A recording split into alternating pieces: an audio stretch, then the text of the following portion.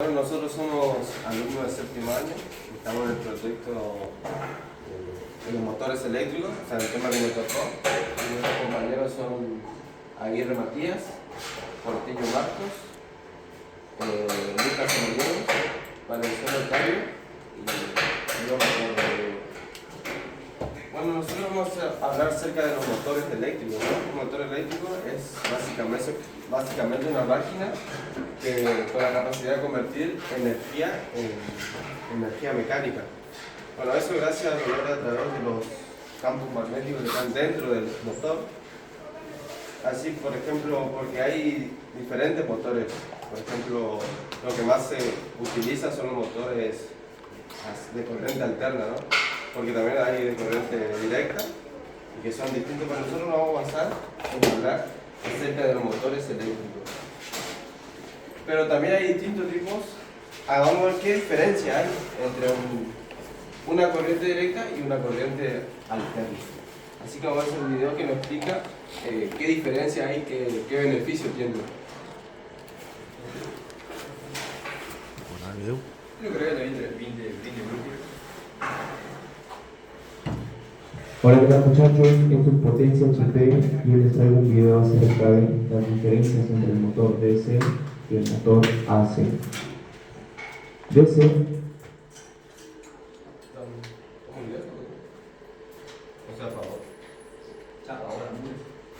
y hoy les traigo un video acerca de las diferencias entre el motor DC y el motor AC.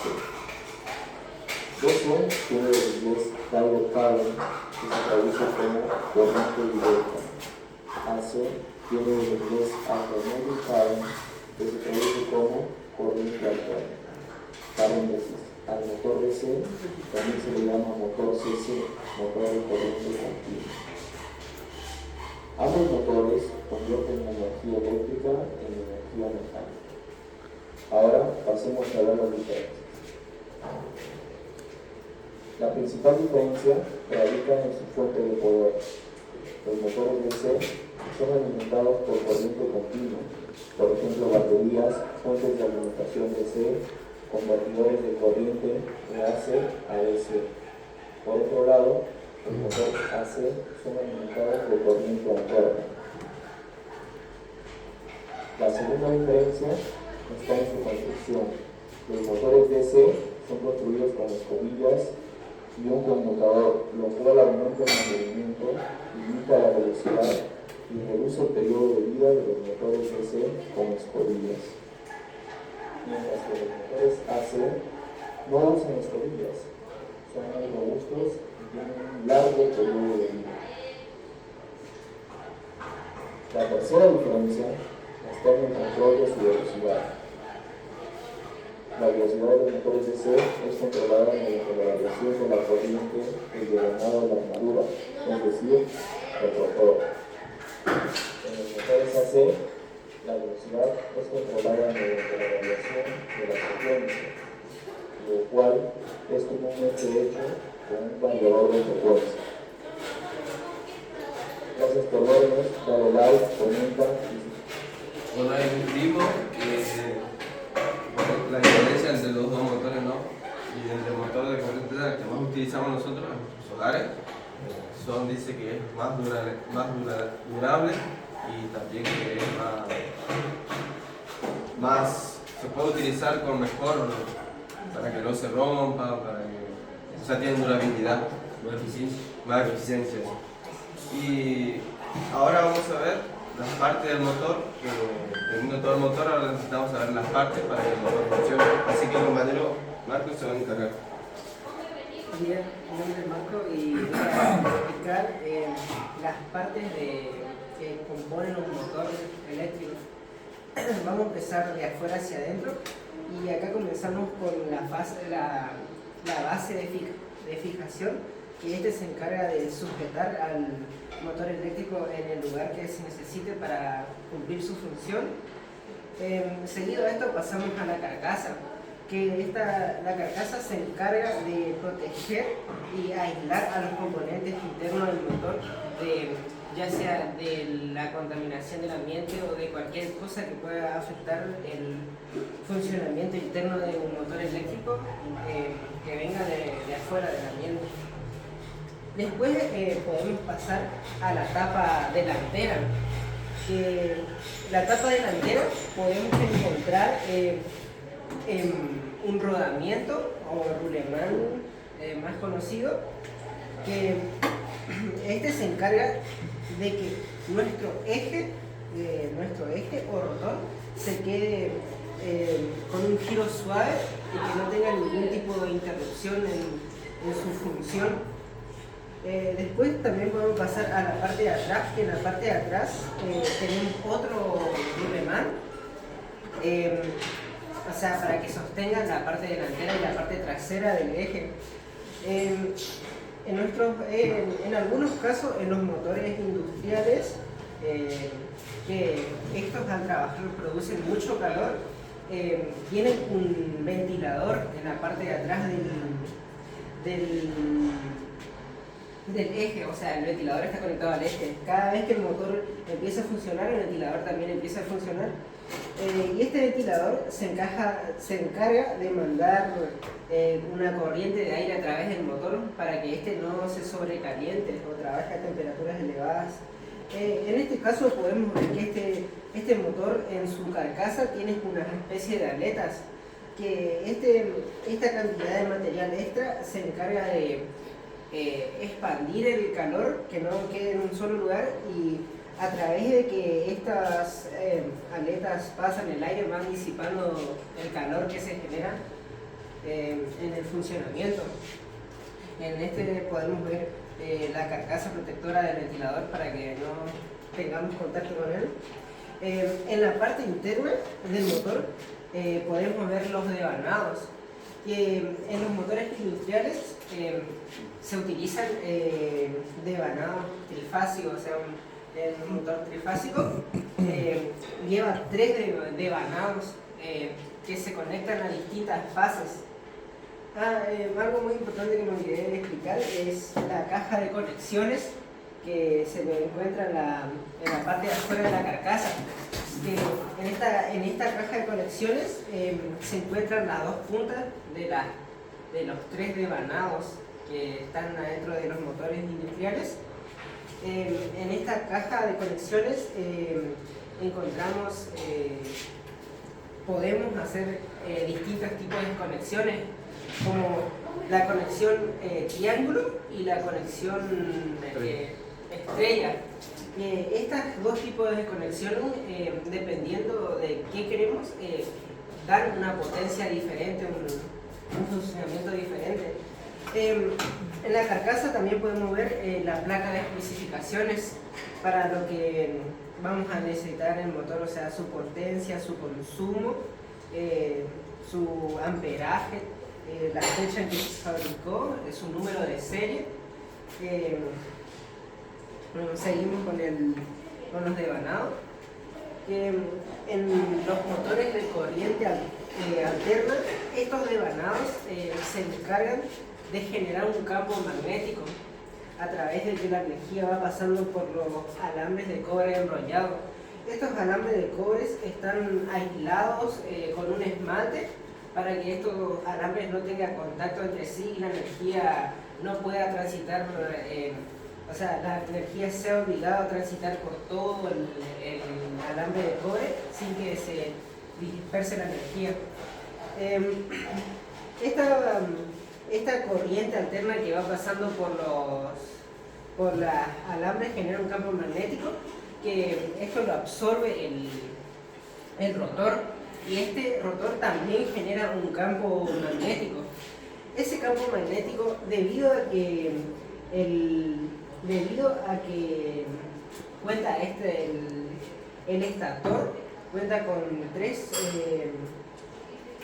fases diferentes, se va generando un campo magnético, 3 campos magnéticos diferentes que van oscilando debido a la corriente alterna, y el campo magnético del rotor intenta alinearse con algún campo magnético del estator. y debido a que este va cambiando continuamente, nuestro rotor gira porque no se puede alinear con ninguno, y eso es lo que deriva el movimiento de nuestro rotor. El rotor está conformado por unas láminas de acero, y este rotor en específico es una jaula de ardilla que está conectado de punta a punta, y estas barritas que van pasando acá es lo que genera el campo magnético diferente. Esta pequeña inclinación que podemos ver acá de las barras son lo que genera una mayor eficiencia en el funcionamiento del motor eléctrico.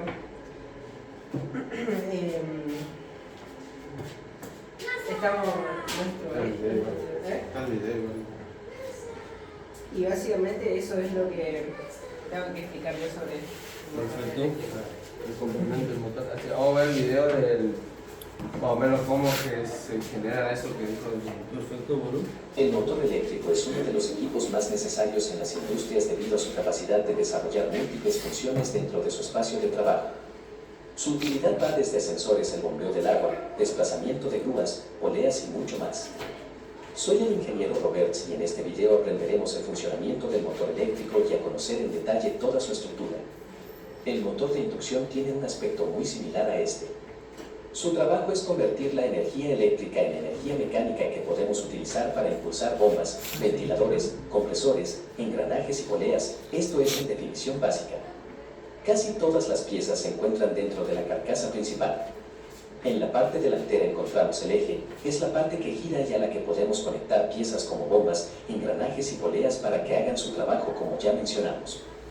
En la parte trasera encontramos el ventilador y una cubierta protectora. El ventilador está conectado al eje, por lo que gira siempre que el motor funciona. El motor de inducción puede producir mucho calor cuando está en funcionamiento, por lo que el ventilador hace circular aire del ambiente sobre la carcasa para enfriarla. Si el motor de inducción se calienta demasiado, el aislamiento de las bobinas eléctricas internas se fundirá provocando un cortocircuito y el motor se destruirá. Las aletas en el lateral de la carcasa ayudan a aumentar la superficie y eso nos permite eliminar el calor no deseado. El eje se apoya en unos rodamientos que se encuentran dentro de los paneles delantero y trasero.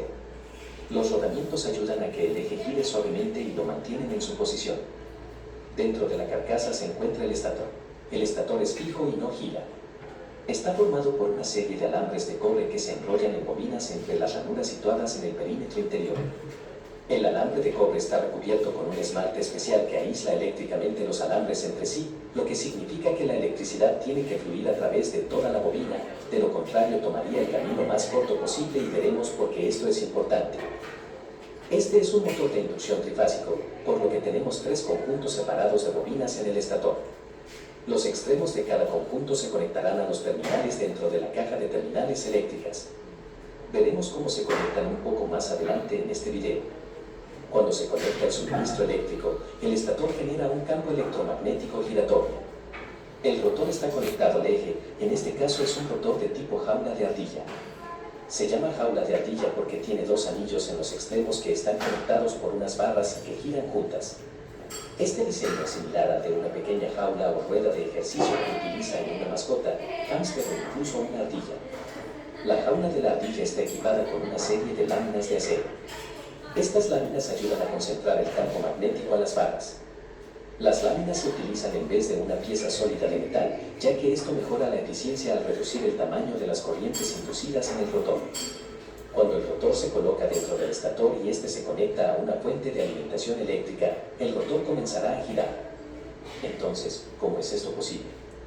Cuando la electricidad pasa por un cable, se genera un campo electromagnético alrededor del mismo. Podemos ver esto colocando unas brújulas alrededor del cable. Las brújulas girarán para alinearse con este campo magnético. Si la dirección de la corriente se invierte, el campo magnético también se invierte, por lo que las brújulas cambian de dirección. El campo magnético del cable atrae y empuja las agujas de las brújulas. Al igual que si deslizamos 2 barras magnéticas una hacia la otra, se atraerán o repelen.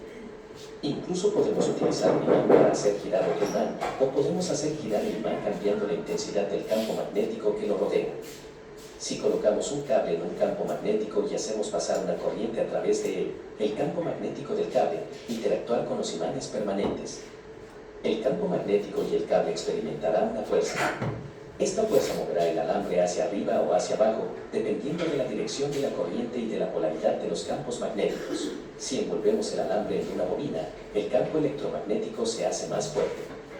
La bobina producirá un polo norte y un polo sur, al igual que un imán permanente. Estas bobinas de alambre las llamamos inductores. Cuando pasamos corriente alterna a través del cable, los electrones cambian constantemente de dirección entre el flujo hacia adelante y hacia atrás. Por tanto, el campo magnético también se expandirá y colapsará y la polaridad se invertirá. Cuando coloquemos otra bobina separada en las proximidades y completemos el circuito, el campo electromagnético inducirá una corriente en esta segunda bobina. Podemos conectar dos bobinas y colocarlas una frente a la otra para crear un campo magnético mayor. Si colocamos un circuito cerrado de alambre dentro de este gran campo magnético, induciremos una corriente en el circuito. Como sabemos, cuando pasamos una corriente a través del cable, se genera un campo magnético y también sabemos que los campos magnéticos empujan o atraen entre sí. Por tanto, este circuito de alambre también generará un campo magnético y este interactúa con el campo magnético mayor. Queda al lado de la bobina, experimentará fuerzas opuestas, provocando su rotación. Este circuito es por tanto nuestro rotor y las bobinas son el estator. Sin embargo, el rotor solo girará hasta que se alinee con las bobinas del estator. Entonces se atasca, ya que la corriente inducida se invierte con la bobina. Para superar esto tenemos que introducir otro conjunto de bobinas en el estator y debemos conectarlas a otra fase. Los electrones fluyen en esta fase en un momento ligeramente diferente, por lo que el campo electromagnético también cambiará de intensidad y polaridad en un momento ligeramente diferente. Esto obligará al rotor a girar. Dentro del motor de inducción tenemos tres bobinas separadas que se utilizan para producir un campo electromagnético rotativo. Cuando pasamos una corriente alterna a través de cada bobina, estas producen un campo electromagnético que cambia de intensidad y de polaridad a medida que los electrones cambian de dirección. Pero si conectamos cada bobina a una fase diferente, los electrones de cada bobina cambiarán de dirección en un momento distinto. Esto significa que la polaridad y la intensidad del campo magnético también se producirán en un momento diferente. Para distribuir este campo magnético tenemos que girar los conjuntos de bobinas 120 grados desde la fase anterior y luego combinarlos en el estator. El campo magnético varía su intensidad y polaridad entre las bobinas que se combinan para producir el efecto de un campo magnético giratorio. Ya hemos visto en este vídeo que se puede inducir corriente en una segunda bobina cuando está cerca. Las barras de la jaula de ardilla están conectadas en cada extremo, lo que crea múltiples circuitos o bobinas, por lo que cada barra induce una corriente y crea un campo magnético. El campo magnético de las barras del rotor interactúa con el campo magnético del estator. El campo magnético de las barras del rotor es atraído por el campo magnético del estator. Como el campo magnético está girando, el rotor también girará en la misma dirección que el campo magnético para intentar alinearse con él, pero nunca podrá alcanzarlo completamente. Las barras del rotor suelen estar inclinadas. Esto ayuda a distribuir el campo magnético entre varias barras y evita que el motor pueda alinearse y atascarse. El estator contiene todas las bobinas o devanado utilizados para crear el campo electromagnético giratorio cuando la electricidad pasa por los cables. Para alimentar las bobinas encontramos una caja de terminales eléctricas en la parte superior o a veces en el lateral. Dentro de esta caja tenemos 6 terminales. Cada terminal tiene una letra y un número correspondientes. Tenemos un 1, B1, W1, luego W2, U2 y B2. Tenemos nuestra bobina de fase 1 conectada a las dos terminales 1. Luego, las bobinas de fase 2 conectadas a las dos terminales B, y por último la bobina de fase 3 conectada a los dos terminales W. Observe que los terminales eléctricos están distribuidas en una configuración diferente de un lado a otro. Veremos por qué en un momento. Ahora traemos nuestra fuente de alimentación trifásica y la conectamos a sus respectivos terminales para que el motor funcione. Necesitamos completar el circuito y hay dos formas de hacerlo. La primera es la configuración en triángulo o delta. Para ello conectamos las terminales de U1 a W2, B1 a U2 y W1 a V2. Esto nos dará nuestra configuración en triángulo.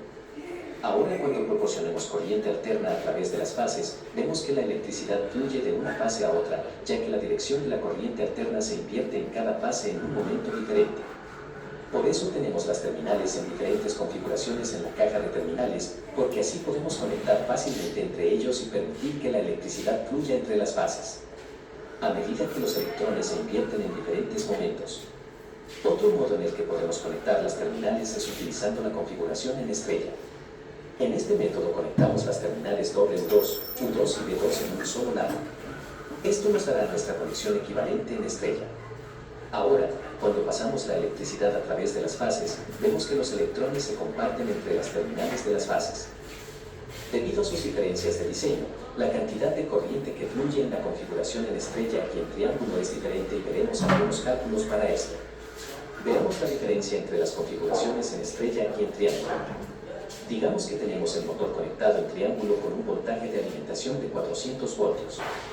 Esto significa que, si utilizamos un voltímetro para medir el voltaje entre dos fases cualquiera, obtendremos una lectura de 400 voltios, lo que llamamos un voltaje de línea a línea. Ahora, si medimos a través de los dos extremos de una bobina, vemos de nuevo el voltaje de línea a línea de 400 voltios. Digamos que cada bobina tiene una resistencia o impedancia, ya que se trata de corriente alterna de 20 ohms. Eso significa que obtendremos una lectura de corriente. La bobina de 20 amperios podemos calcular eso a partir de 400 voltios dividido por 20 ohms, que son 20 amperios, pero la corriente en línea será diferente. Será de 34,6 amperios. Obtenemos eso de 20 amperios multiplicado por la raíz cuadrada de 3, que es 34,6 amperios. Eso es porque cada fase está conectada a dos bobinas. Ahora, si miramos la configuración en estrella, tenemos de nuevo un voltaje de línea a línea de 400 voltios. Lo vemos si medimos entre dos fases cualquiera, pero con la configuración en estrella todas nuestras bobinas están conectadas juntas y se encuentran en el punto de estrella o en el punto neutro. Es a partir de este punto que podemos pasar un cable neutro si lo necesitamos. Así que esta vez, cuando medimos el voltaje a través de los extremos de cualquier bobina, obtenemos un valor más bajo de 230 voltios. Esto es porque la fase no está directamente conectada a dos bobinas, como en la configuración de triángulo. Un extremo de la bobina está conectado a una fase, pero el otro está conectado al punto compartido, por lo que el voltaje es, por tanto, compartido. El voltaje es menor, ya que una de las fases está siempre en sentido inverso. Podemos calcularlo dividiendo 400 voltios por la raíz cuadrada de 3, que son 230 voltios. Como el voltaje es menor, la corriente también lo será, si aplicamos el mismo ejemplo de la bobina con una impedancia de 20 ohms. Entonces 230 voltios divididos por 20 amperios igual a 11,5 amperios. Por lo tanto, la corriente de la línea también será la misma, 11,5. Así podemos ver que la configuración en triángulo, la bobina, está expuesta a los 400 voltios completos entre dos fases, pero en la configuración en estrella solo está expuesta a 230. Bueno, ahí vimos básicamente cómo funciona el motor eléctrico y también vimos algunas conexiones que se pueden medir y podemos conectar nosotros porque tenemos esa guía con letras. Pero vimos que los motores eléctricos, ¿en dónde se utilizan más? ¿Dónde más o menos conocen? ¿Dónde se utiliza más el motor? ¿Nos están preguntando a nosotros? Bien antes de eso. Y eso básicamente trabaja solo por un tiempo. Está trabajando continuamente, a veces 24 horas. Claro. Entonces por eso vamos a tener fallos comunes en los motores eléctricos. Por ejemplo, son más frecuentes en los motores eléctricos y puede ser en trifásicos y también monofásicos. Podemos encontrar fusiles quemados, cojinetes desgastados, sobrecargas, fases cortadas, circuitos, conexiones interrumpidas, ejes torcidos, barras flojas, etc. Y ahí vamos a comenzar sobre un fallo. Hola, buenos días. Yo soy Lucas Samaniego. Los temas que a mí me tocó exponer y explicarle a ustedes son los fallos, sobrecarga, baja resistencia y sobrecalentamiento. El primero, lo que le voy a explicar a ustedes será la sobrecarga eléctrica. ¿Qué es la sobrecarga eléctrica? La sobrecarga eléctrica es un flujo de corriente excesiva dentro de los devanados del motor que cede la corriente de diseño del motor, que hace que transmita de manera eficiente y segura. La causa de la sobrecarga eléctrica es la baja tensión o también el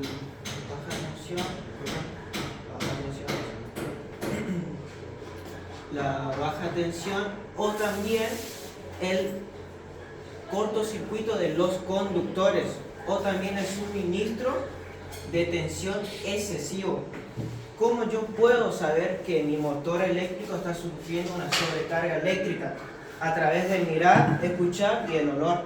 A través de mirar, por ejemplo, cuando abrimos nuestro motor, cuando tiene una sobrecarga eléctrica, los desvanados quedan quemados.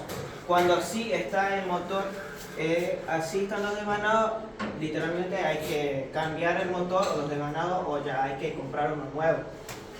También por el ruido. Por ejemplo, cuando el motor está funcionando o está haciendo su trabajo, hace más ruido de lo normal y hace vibraciones.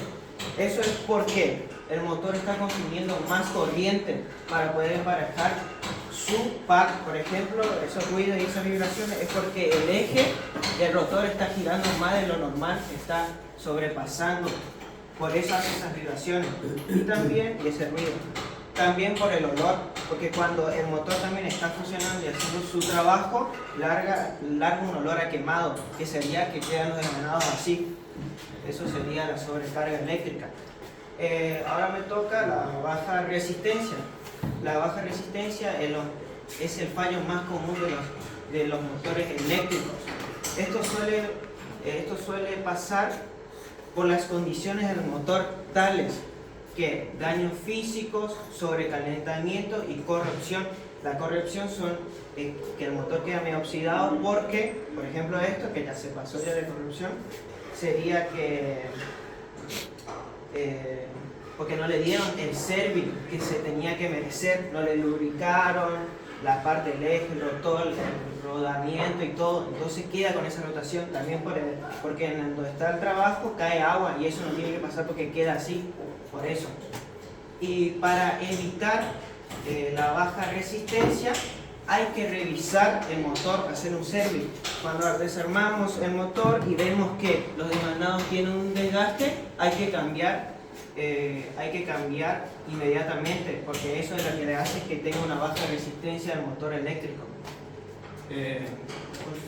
Bueno, y el que me toca después ahora, el último, es el sobrecalentamiento del motor. El 50% de los fallos de los motores es el sobrecalentamiento del motor. Esto suele pasar por la baja calidad de energía que hay en donde se instaló el motor eléctrico y también por el calor del área de trabajo donde está el motor, porque el calor le hace calentar al motor cuando está funcionando y hace un sobrecalentamiento.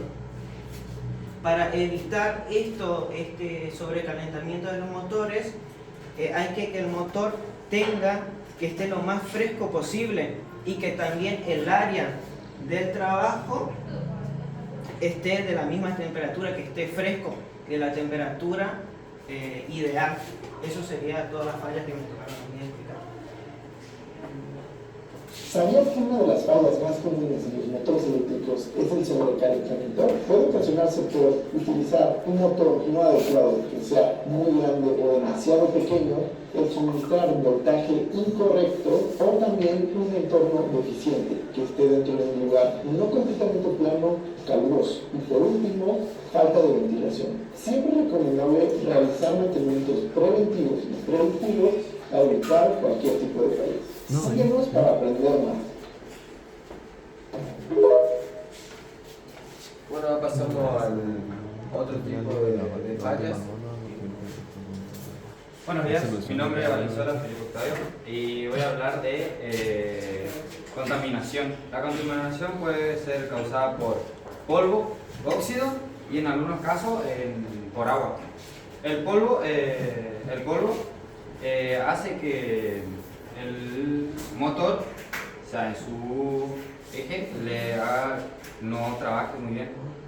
Eso hace que tenga más desgaste en los rodamientos, o sea, acá en esto modelo, y que provoca que se mueva el motor. Y eso hace que se genere más calor y pierda su vida útil. Y por óxido, la misma que el polvo, pero este cumple más que nada cuando ya esto ya no gira, no cumple su función, el motor se tranca y literalmente hay que cambiar o comprar otro motor porque esto ya no se puede utilizar más. Como ves, tipo, ni gira por un solo lado, pero se traba. Eso tiene demasiado óxido y hace que pierda la vida útil del motor. Eso lo vamos a recuperar. Esto es acá. Todo completo. Eso. Haciéndolo un buen servicio. Sí. Limpiando. Sí. Una buena lubricación y todo. Le limpiamos bien, Cambiamos, bueno, por ejemplo, cambiamos rodamiento, ventilador, limpiamos bien esto, ubicamos Y anda. todo funciona. Súper.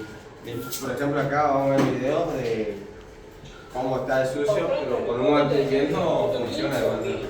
Miren la mugre. Toda esta mugre deja salir poco el aire. ¿Y qué pasa? Se calienta el motor. Por eso hay que limpiarlo. Ahora vamos a sacar la tapa y vamos a limpiar el ventilador, vamos a limpiarlo todo, lo vamos a mojar de pie, lo más limpio posible. Miren la mugre que tiene. ¿Ven la mugre que tiene? Con esa mugre hace que no refrigere bien y caliente, trabaje mal el motor. Vamos a limpiar todo esto y lo vamos a mojar de plano, como dice alguno. Ahí vemos cómo más o menos con un mal mantenimiento en sí ni funciona. No. Pero esto sí se puede, Se puede. con un mantenimiento, service, haciendo los cambios de los repuestos, porque tiene el repuesto de los motores. Así que se puede volver a funcionar. Bueno, la otra falla que puede ser por vibración. Eso más frecuente se hace por la vibración cuando el motor no está bien ubicado, o sea, su base no es sólida, no se mueve, tiene que ser, porque si se llega a mover, ya el motor cuando hace su funcionamiento, esto trabaja, vibra. Y cuando vibra puede ser que hace mal al rodamiento, cuando hace un golpeteo y puede tocar en la parte del devanado y todo eso, y ya hace mal, no cumple muy bien su función. Lo otro que puede ser también es por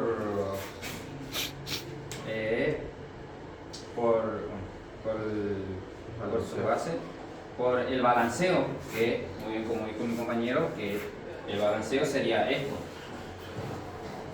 Sería entre la parte delantera del motor y la trasera. Si esto tiene un ligero movimiento o hace esto, ya el motor se está sobrecalentando y ya está trabajando mal. Eso hace que pierda su vida útil, ya no, literalmente se gasta Mal usada. mal usado, hace más su trabajo. Vamos el video.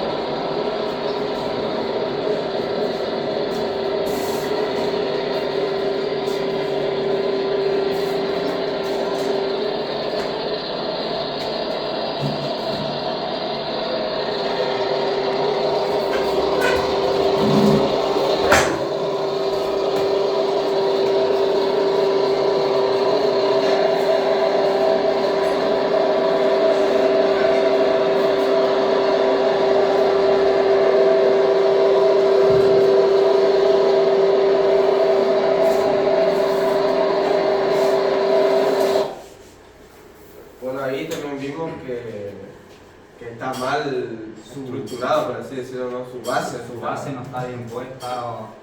Eso en el mantenimiento se le tiene que revisar todo completo, no solamente al motor sino a la base. Por ahí la base se soldó, se cortó un hierro o algo, se tiene que hacer mantenimiento porque en una industria si la base no está bien, ya hace mal el trabajo, se calienta el motor y eso hace que que la empresa tenga pérdidas y eso.